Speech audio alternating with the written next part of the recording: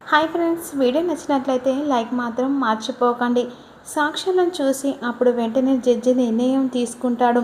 అభం శుభం తెలియని మందారాన్ని చంపిన ఈ రాజుకు 14 సంవత్సరాలు కఠిన కారాగార శిక్ష విధించమైనది. ఇక అంతేకాకుండా తనని అమోషణంగా చంపాడు.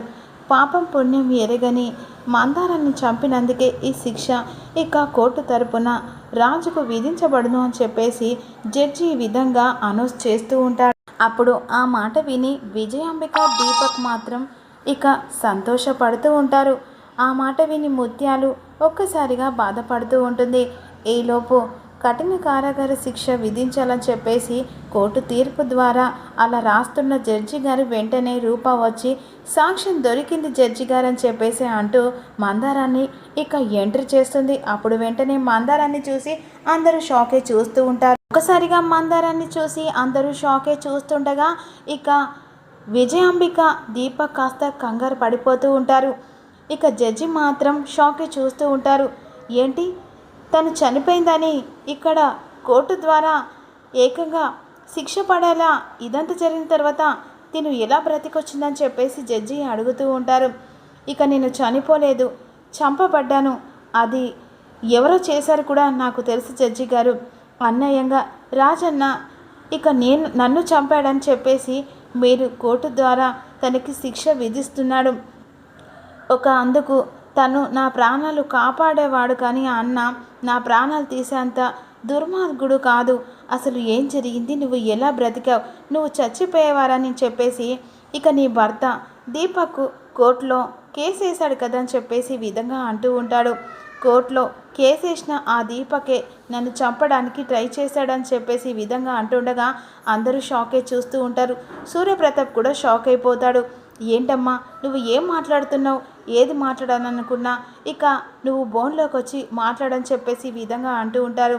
అప్పుడు వెంటనే ఇక నేను బోన్లోకి వచ్చే పరిస్థితి లేదు, నా కాళ్ళు మొత్తం చచ్చుపడిపోయాయి, ఒక దిక్కు నేను ప్రాణాలతో బ్రతికున్నానంటే ఇక ఆ దేవుడు అన్నను కాపాడడానికే కావచ్చు నన్ను ఇలా బ్రతికించాడు. ఆ రోజు ఏం జరిగిందంటే రాజన్న కోసమని నేను ఫోన్ చేసి బయటికి వచ్చాను.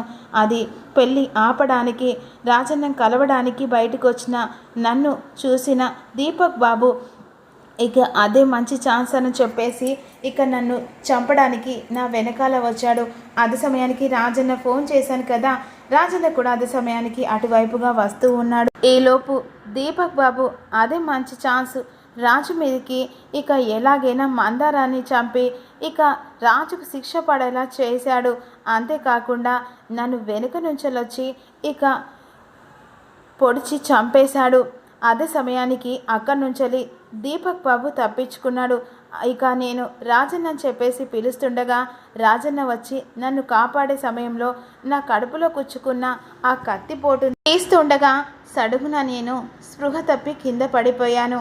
అంతేకాదు ఇక నేను చనిపోయారని అనుకున్నారు, కాకపోతే నేను అక్కడ చనిపోలేదు. అది సమయానికి ఇక అనుకోకుండా కొంతమంది వచ్చారు, నన్ను కాపాడారు. రాజన్న ఇక రౌడీల వెనకాల వస్తున్న సమయంలో అది సమయానికి దీపక్ బాబు వచ్చి ఇక నన్ను కాల్చి చంపేశాడని చెప్పేసి అనుకున్నాడు. కాకపోతే నేను చనిపోలేదు, బ్రతికి ఉన్నాను. అదంతా దీపక్ బాబే చేశాడు. అంతేకాదు రాజన్న మీదికి ఎలాగైనా నింద పడేలా చేశాడని చెప్పేసి జడ్జికి ఇక మందరం ద్వారా నిజం తెలిసిపోతుంది.